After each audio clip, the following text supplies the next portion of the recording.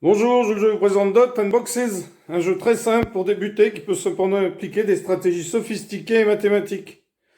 Dessinez le côté d'une boîte d'un point vers un point voisin. Le joueur qui dessine la quatrième face d'une boîte le récupère et dessine un autre côté. Le joueur qui obtient le plus de boîtes gagne. Alors, donc, dans ce jeu, eh bien, on va tout de suite voir comment est-ce que l'on joue. Alors, je vais mettre le flash, voir essayer si ça fonctionne. Non, je ne mets pas le flash. Sinon, on voit plus le plateau que j'ai fait en bleu et rose. C'est peut-être pas ce que j'ai fait de mieux. Alors, vous prenez des feutres ici. On va prendre des feutres de deux couleurs différentes. On va prendre bleu et rose. Un joueur va prendre bleu et l'autre va prendre rose. Voilà, comme ceci. Alors, c'est l'un des jeux les plus rapides.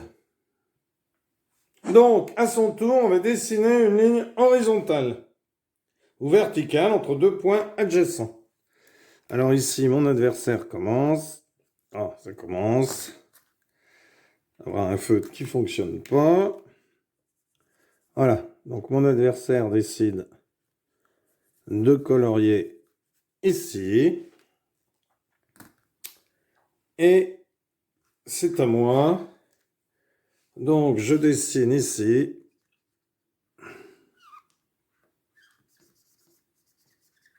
une ligne.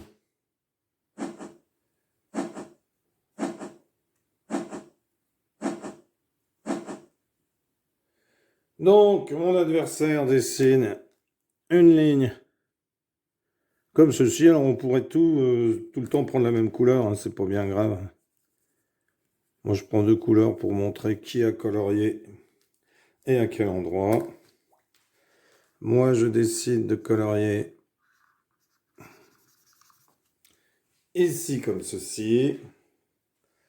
Mon adversaire décide de colorier ici.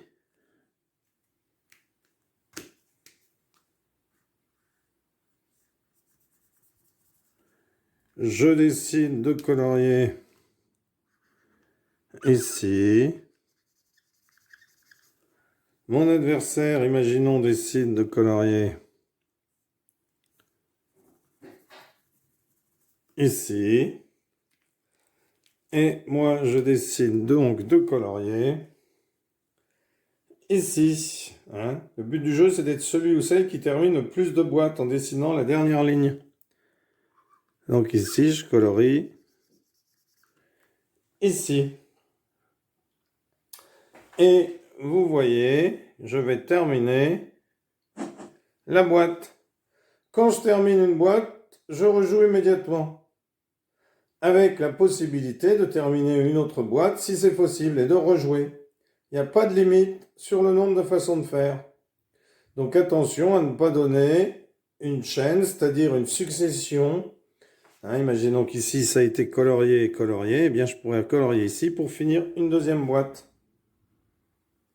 Donc ici, moi j'ai le rose, donc vous pouvez mettre par exemple un rond rose à l'intérieur pour montrer que cette boîte est à vous.